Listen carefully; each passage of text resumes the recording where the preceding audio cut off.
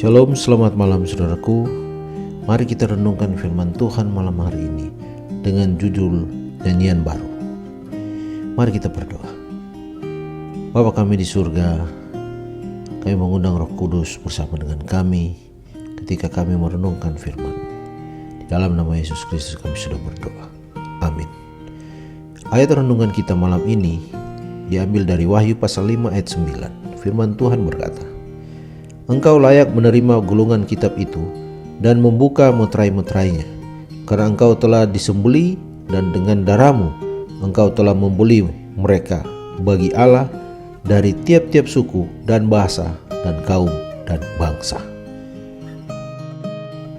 Pada Wahyu pasal 5, Yohanes menjelaskan suatu khayal, dan Yesus berdiri di tengah suatu panggung. Segala sesuatu berpusat padanya. Semua makhluk memuji dia.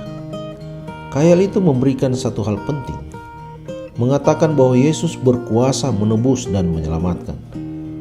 Tidak ada artinya kecuali ia memiliki kuasa untuk melakukan hal itu. Penglihatan yang semarak pada buku Wahyu memberi suatu kepastian bahwa apabila Yesus duduk di atas tahta surga di sebelah kanan Allah, ia memiliki segenap kuasa dan wewenang takhta itu. Hanya satu kali saya mengunjungi seseorang di Ouagadougou, ibu negara bangsa Afrika di Volta Utara. Raja Mosi menerima kami. Bagi saya, ia adalah orang biasa, ingin membicarakan perkara-perkara dunia, merasa senang akan pekerjaan gereja kita di negaranya. Kelihatannya ia tidak mempunyai kuasa selain karena tradisi saja. Kesederhanaan Yesus itu sendiri tentu akan mengherankan mereka yang mendengar orang-orang Kristen yang mula-mula itu berbincang-bincang dari hal kerajaan dan kuasanya. Ada sebagian yang mengatakan tukang kayu itu telah menjadi guru dan dokter keliling. Serentetan peristiwa bersejarah menguatkan pernyataan jemaat itu. Yesus telah bangkit. Pentakosta mengherankan penduduk Yerusalem. Stefanus melihat Yesus di sebelah kanan Allah. Paulus mendengar dan melihat dia di jalan ke Damaskus itu.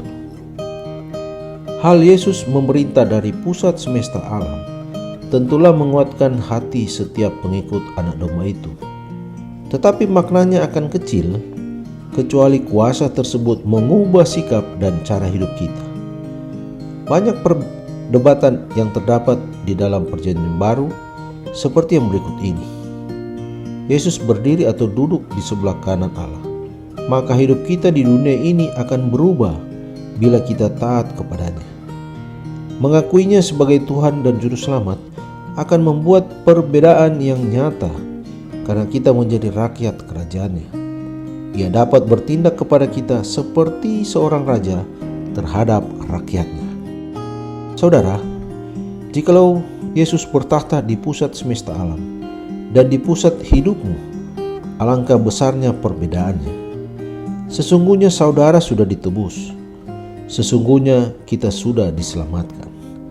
Di dalam buku Kisah Para Rasul halaman 474 dicatat bahwa oleh iman kita boleh berdiri di ambang kota yang kekal dan mendengar sambutan yang sangat ramah yang diberikan kepada mereka yang dalam kehidupan ini bekerja sama dengan Kristus.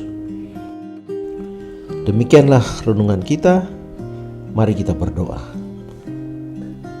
Bapa kami di surga, terima kasih kami boleh diberikan kesempatan untuk merenungkan lagi firman-Mu. Dengan iman kami yakin bahwa Tuhan yang berkuasa di pusat semesta alam ini. Lebih daripada itu, kami tahu bahwa Tuhan juga berpusat di dalam hidup kami. Dan biarlah kuasa Tuhan dapat menunjukkan perbedaan, karena kami sudah ditebus dan kami meyakini kami sudah diselamatkan. Tuntunlah kami Tuhan hari demi hari, agar kami tetap kuat sampai Yesus datang. Inilah doa kami. Di dalam nama Yesus Kristus kami sudah berdoa. Amin.